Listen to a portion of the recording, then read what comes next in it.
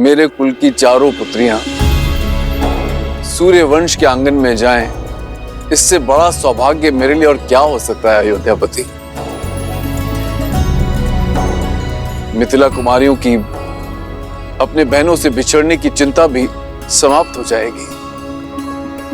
किंतु मिथिला में विवाह से पूर्व पुत्रियों का मन टटोलना अति आवश्यक होता है। अवश्य जनक, जिन्हें साथ रहना है उनका विचार जानना भी आवश्यक है। आप दोनों एकांत में अपनी संतानों से बात कर लीजिए। उचित है।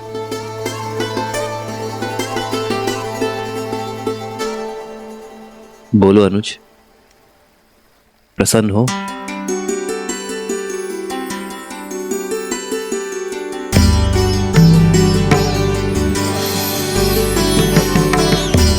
कोई शंका तो नहीं है उर्मिला? पूजा आपने की दीदी, और फल मुझे भी मिल गया। और वैसे भी महादेव और माता गौरी के निर्णय पर कैसी शंका। सीता दीदी की पूजा का फल केवल उर्मिला दीदी को क्यों मिलेगा?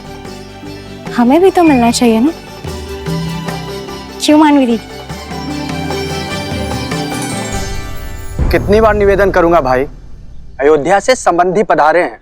कुमारी जानकी के विवाह तक कोई भीतर नहीं जा सकता। आप लोग के भोजन का प्रबंध उधर उस पंडाल में किया गया है। भद्र, मैं भी तो कब से यही निवेदन कर रहा हूँ कि हम इसी शुभ विवाह के प्रबंध के लिए आए हैं। मैं आपको अपने दल का जब परिचय दूंगा ना, आप स्वयं समझ जाएंगे। इन दोनों को देखते हैं, ये दोनों संसार के सर्वश्रेष्ठ रसोइये हैं, और ये नन्हा सा नटखट बालक इनका सहयोगी है। और ये जो पंडित जी हैं, ये तो इतने प्रकांड पंडित हैं कि इनके ज्ञान की तुलना आप स्वयं ब्रह्मा जी से कर सकते हैं। और ये देवी जी जो खड़ी हैं, ये अद्वितीय नृत्यांगना तो हैं ही, परंतु जब वाद्य यंत्र पर अपनी उंगलियां फेरती हैं तो ऐसा लगता है कि स्वयं देवी सरस्वती आ गई हो। और मैं हूं इस दल का मुखिया राम आसरे, और ये है मेरी सहयोगी। अब हम भीतर जाएं? आओ। रुको, ये मिथिला का राजमहल है और विवाह राजकुमारी जानकी का। महाराज ने सभी प्रबंध सज किए हुए हैं, आपकी कोई आवश्यकता नहीं है। और हाँ, भोजन करना है तो आप लोग उधर जा सकते हैं। भोजन नहीं, हमें तो प्रबंध देखने जाने दीजिए। जाओ।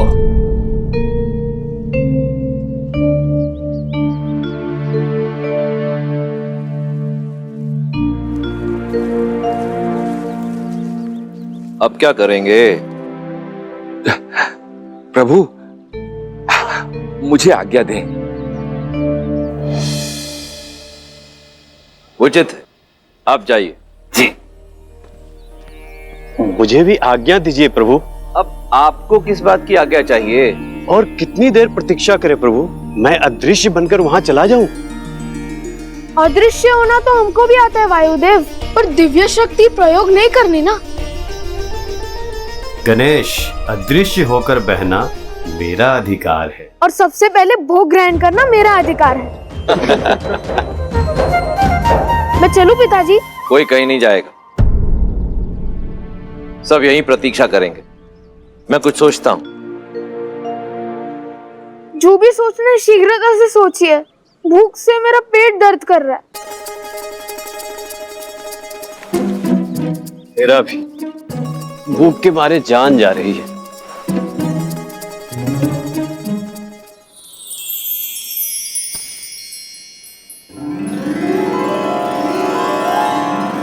भूख से मुंह कुमला गया है पुत्र, ये लो खाओ।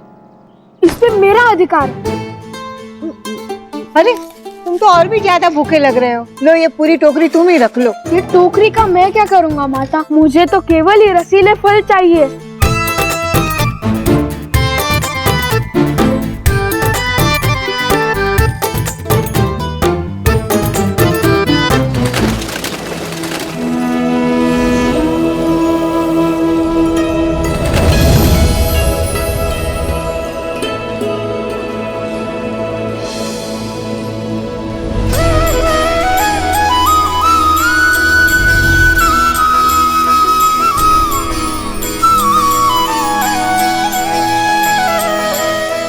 मिथिलापति, मेरे चारों पुत्र विवाह के लिए सज्ज हैं राजऋषि। मेरी पुत्रियां भी महाराज।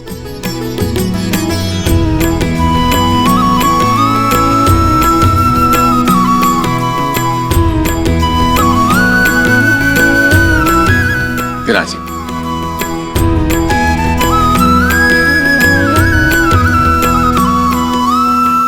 तो राजगुरु सतानंद, आज्ञा गुरु जी। तो विवाह की तिथि निकलवाई जाए।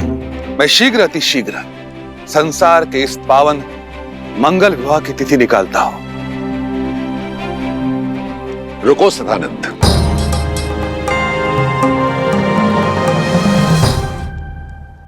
एक बहुत ही पहुंचे हुए त्रिकालदर्शी ज्ञानी महासंत हैं रामाश्रय। उनकी बताई तिथि में कण मात्र भी त्रुटि नहीं होती है। मेरे अनुरोध पर वे अपने समस्त शिष्यों के साथ यहां पधारे हुए हैं।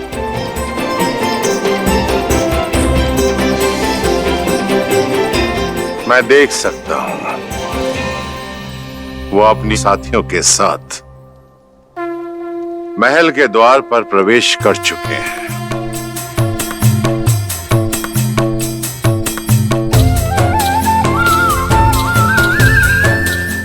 अद्भुत दृश्य है, अद्भुत। राम के विवाह की तिथि रामाश्रय निश्चित करेंगे। राम, जाओ जाकर उन्हें ससम्मान अंदर ले आओ। जी आचार्य। पुत्री सीता, उनके साथ उनकी एक सेविका और कुछ साथी भी हैं। उनका तुम स्वागत करो, मंगलमय होगा। जो आगे।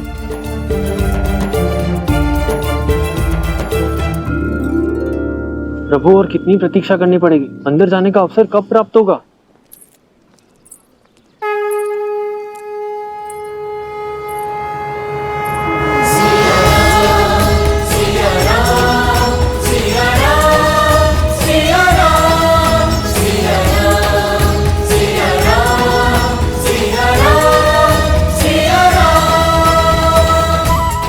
हम सबकी प्रतीक्षा समाप्त, क्योंकि हम सबका स्वागत करने के लिए स्वयं नारायण और देवी लक्ष्मी पधार रहे।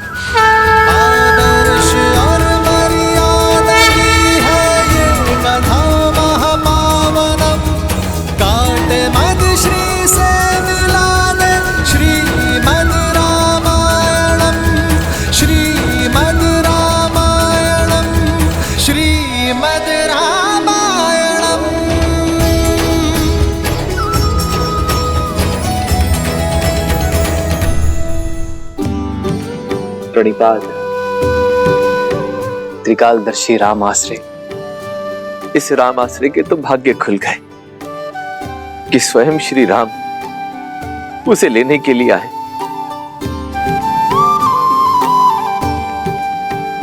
देवी गौरिका समेत आप सभी को सीता का प्रणाम।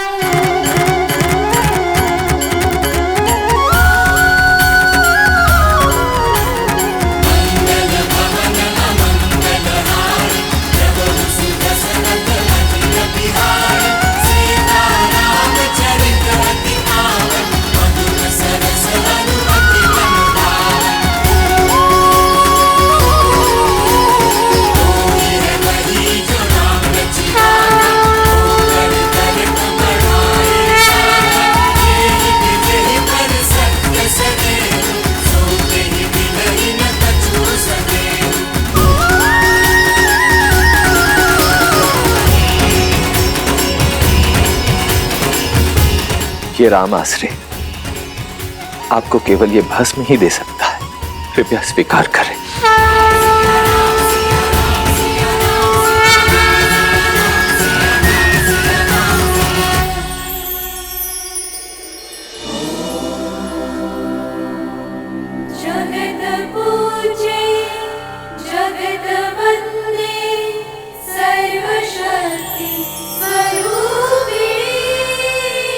आइए।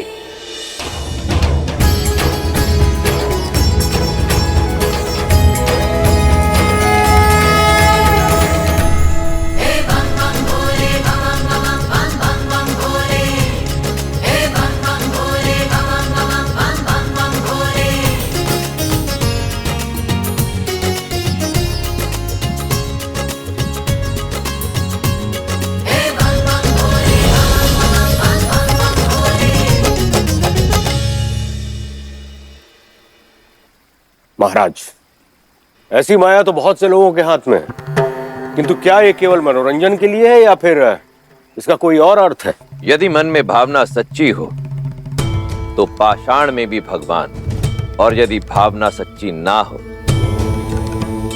तो भगवान भी पाषाण है। भद्र जाबाली,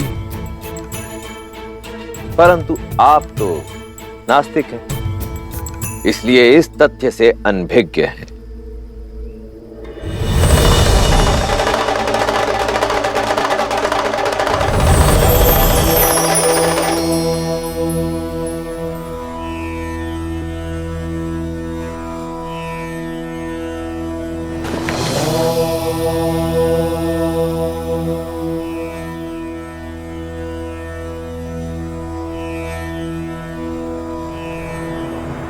असंभव।